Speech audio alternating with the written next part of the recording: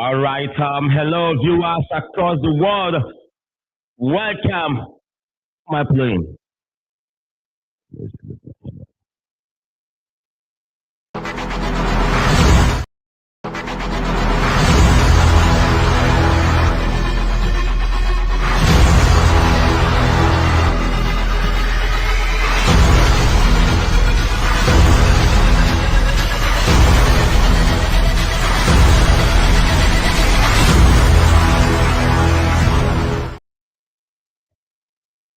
Hello, viewers across the world.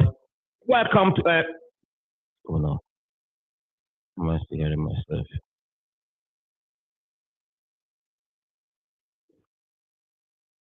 Hello, viewers across the world. Welcome to SNSportsTV.net coverage of match between the Super Eagles of Nigeria and the Carthage Eagles of Tunisia.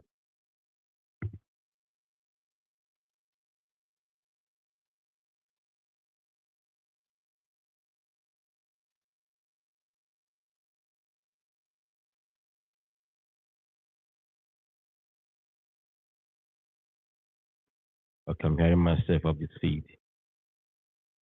Okay. Sorry for that mix up a little bit. Yes, and welcome to the game between the Super Eagles of Nigeria and the Carthage Eagles of Tunisia. That game is less than 15 minutes away from kickoff, and we're about to get some feeds from the and the Carthage Eagles of Tunisia. Yes, that game will be kicking off in the next 17 minutes. That should be 2 p.m. Central Time here in Houston, Texas. My name is Sam. Welcome, everybody. I'm sorry for that mix-up. We had a little bit of technical glitch.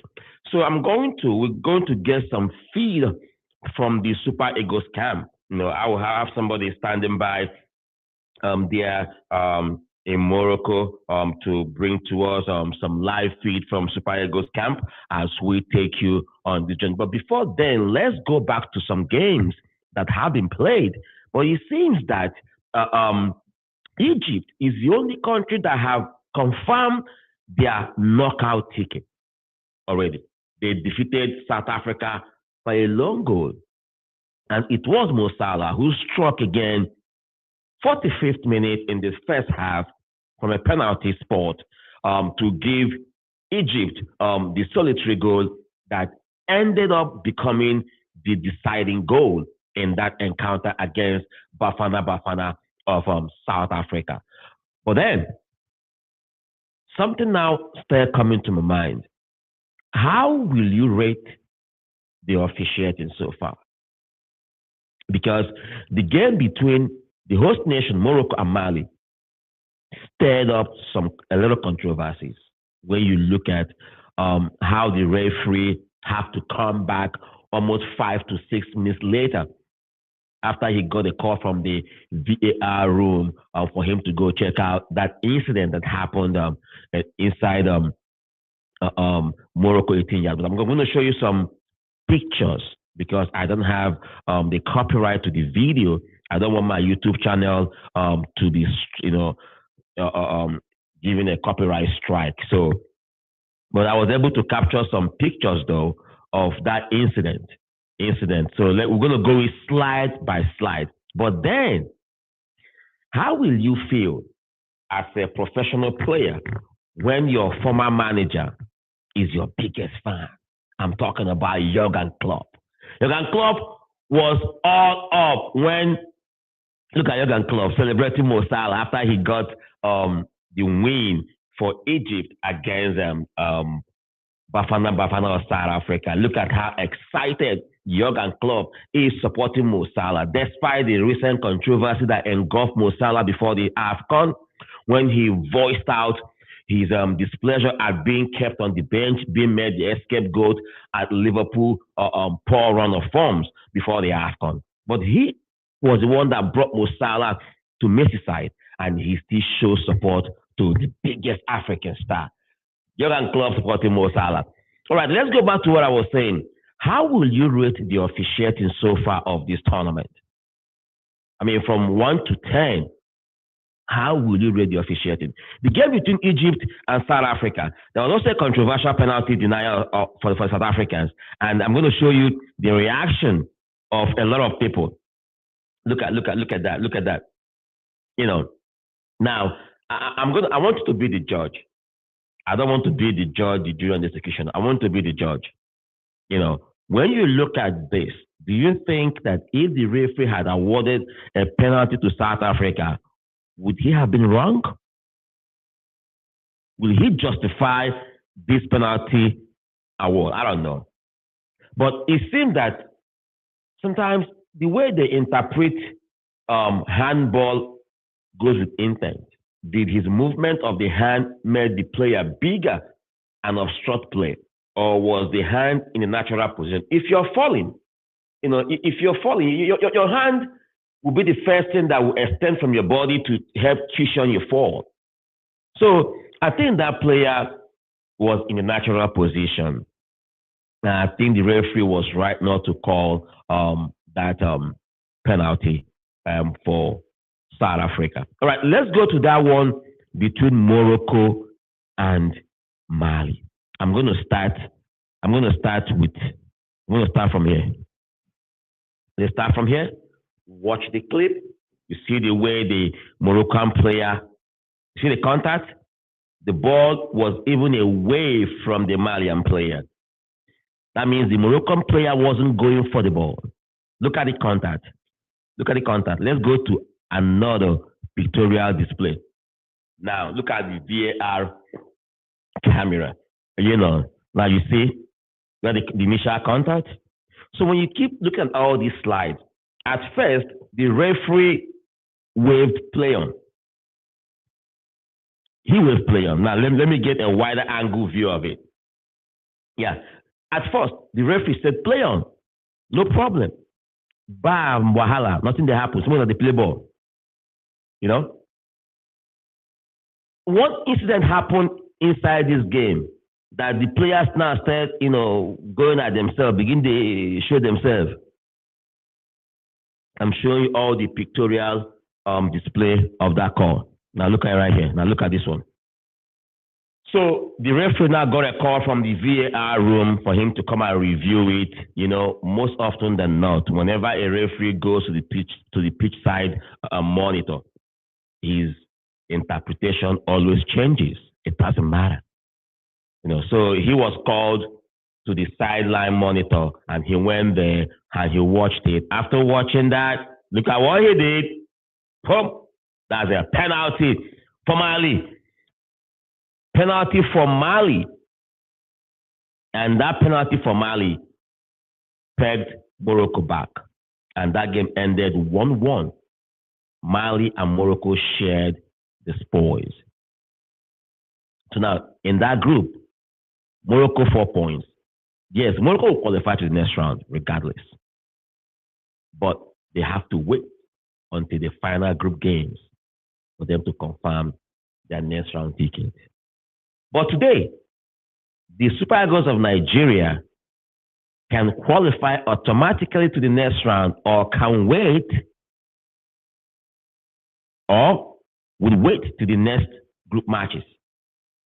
But the result today will determine what their status quo will be. But head-to-head, I think Nigeria have a better chance of beating the Carthage Eagles of Tunisia because we've met them on several occasions. I'm going to head-to-head Nigeria 4, Tunisia 2 in their previous Afcon meeting. So Tunisia and Nigeria, we know ourselves when it comes to the African Nations Cup. All right? So are you looking forward to that? Man, if you love what I do here, just, give us a follow, subscribe to our YouTube channel, ASN Sports TV, and also follow me across all my social media platforms as I tell sports stories in a unique way. All right? So if you love what I'm doing here, for all of you watching me on YouTube, on Instagram, on Facebook, on X, thank you very much because we are streaming on all these platforms. On my personal Facebook page, you can catch me right there. And also, you can go to my S platform, Sam Mbono, catch me right there too. Don't forget, You can also catch me on ASN Sports TV Facebook channel. We are streaming right there. And also we are streaming on our YouTube channel and also on our Instagram page. So you can see wide varieties of audience that we expose our content to. So if you love what we do here, most importantly, just go to our YouTube channel and give us a follow. Thank you very much. Eze Okechukwu. I'm going to show his comments right here, right now. Yes, Eze Okechukwu Fabino. He said, "Nice one, boss." This guy. Listen, see, ASS Sports TV. We know our loyal fans, and we listen. Our loyal fans. We are not forgotten. I know those that engage ASN Sports TV content on a regular basis. We have not forgotten you guys, all right? We haven't, okay? All right, so let's go back to the game between Nigeria and Tunisia. We are 8 minutes away to kick off. Let's see if we can pull up the starting 11 and see Nigeria-Tunisia. Nigeria-Tunisia is the next game coming up in the 2025 African Cup of Nations. And yes, getting the feelers from the Eagles camp. Remember, Nigeria will qualify if they should beat Tunisia tonight to the next round. So let's look at the lineup. Lineups are out. As usual, Bright Samuel Osi, Wilfred Ndidi, the captain, Samuel Ajayi, who opened the scoring against Rwanda, will also return his starting position. Ogochukwu Onyedika comes in. Victor Osimhen also will continue from where he left off against Tanzania. Bruno Onyemachi, I think, will make his first start in the Afcon today against Tunisia. You have Alex Iwobi. Alex Iwobi will be in charge of the midfield, all the ball distributions, and all the connecting the dot for the Super Eagles of Nigeria to excel today against the Carthage Eagles of Tunisia. All right, then you have Stanley Nwabali, Calvin Bassey, Ako Adams, Calvin, and Stanley Nwabali. So this is the starting 11 of Nigeria. I want to see if I can pull that thing up right now on the screen. Let's see if we can pull it up. So can we see the formation for Nigeria? Let me ask you a question. If you are the coach of Super Eagles of Nigeria right now, with these players that you've seen, you play them in their first game and all that type of stuff, what formation do you think you can play against these North Africans? I mean, the North African teams sometimes they can be hard not to crack. More especially when they meet Nigeria. But for Tunisia, we have found a way of getting the better part of Tunisia anytime that we play them on the African scene. Yes, anytime we play them on the African scene, we have found a way to get the better part of them. So I'm trying to see if I can pull up the starting 11 for Nigeria. Yeah, I'm trying to put it up real quick so I can show you to my viewers so you guys can see it. We are 5 minutes away from kickoff in this game, and Nigeria versus Tunisia. All right, this is how it's going to start. Nigeria. This is from CAF site. This is what they generated, how the formation going to look like for the Super Eagles of Nigeria.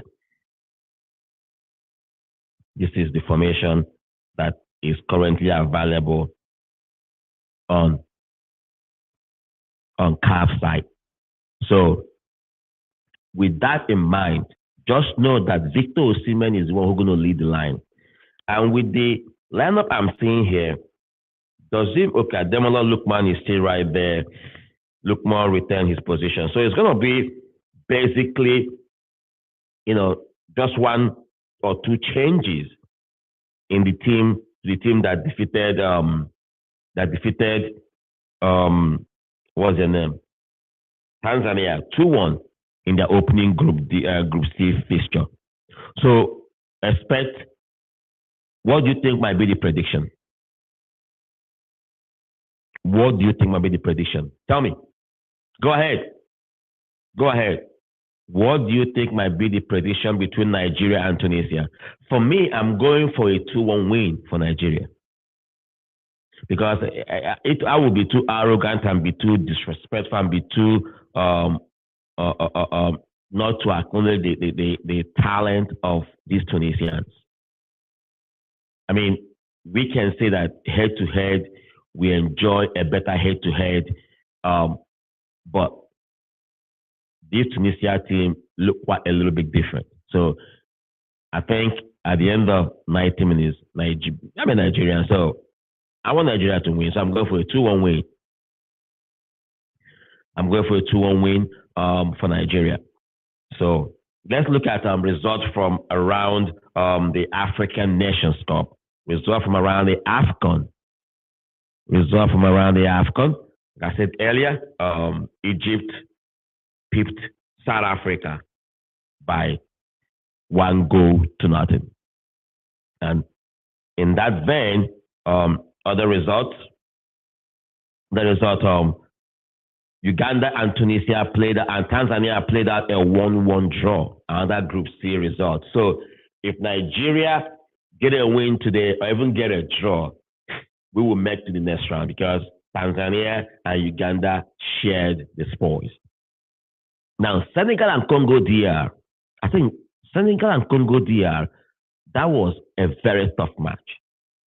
In the sense that, listen, Congo DR will be playing the FIFA Intercontinental playoffs for the World Cup, a match in Mexico against other teams, maybe Costa Rica, New Caledonia, and Bolivia, and all that, to determine who will qualify to the World Cup. So now, which other platform is better for the Congolese to prepare better for this tournament than the Afcon? Because we are almost in January, just less than 90 days to the playoffs. And you have them playing the Afcon against Senegal, one of the African best teams. And they held on to a 1-1 draw.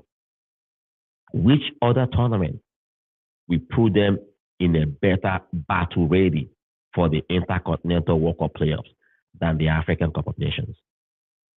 So I think by and large, regardless of what Nigeria Football Federation is pushing in petition, what you couldn't win on the field of play, you want to win in the boardroom of football politics. But I know that FIFA, in their wisdom, will not grant Nigeria that their written request. You had the games to prove your merit and qualify. You did not. Now you want to write a protest letter to get into the battle. No.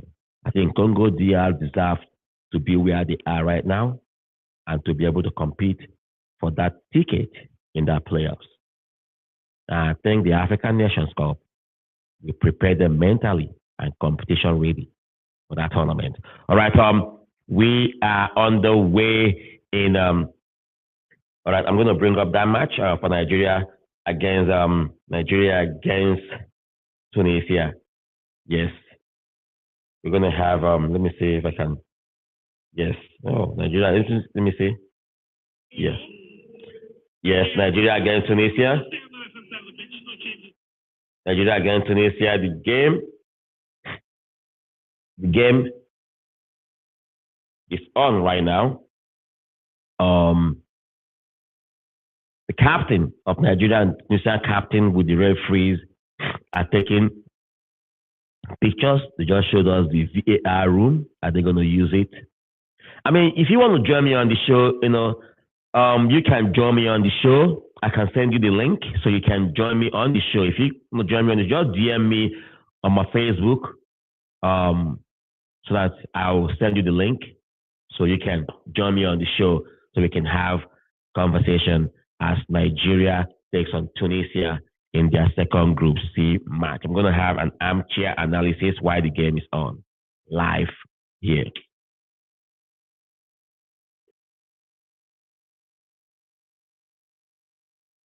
Live here.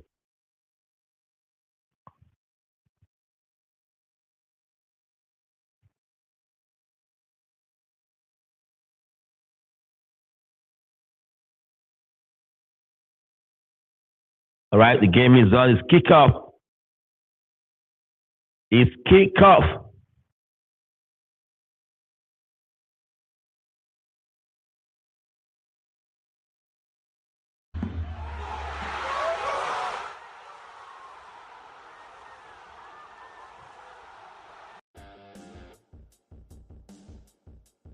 Yes, it's kickoff. Nigeria and Tunisia, right there.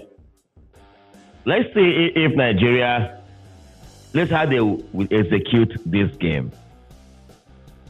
Nigeria playing from left to right in the traditional deep green jersey. Alex Iwobi, always on the lookout.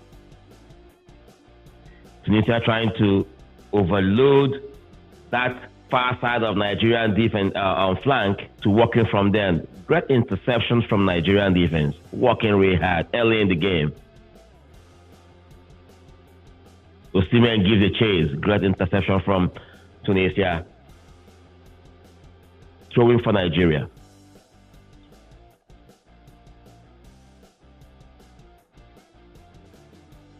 It won't be an easy match. It doesn't matter what the head-to-head say.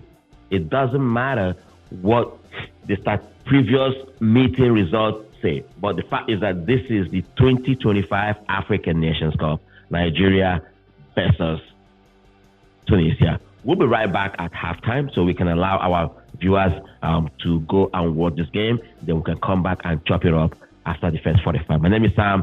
Thank you for watching and thank you for being with me here. Enjoy the rest of the soccer match.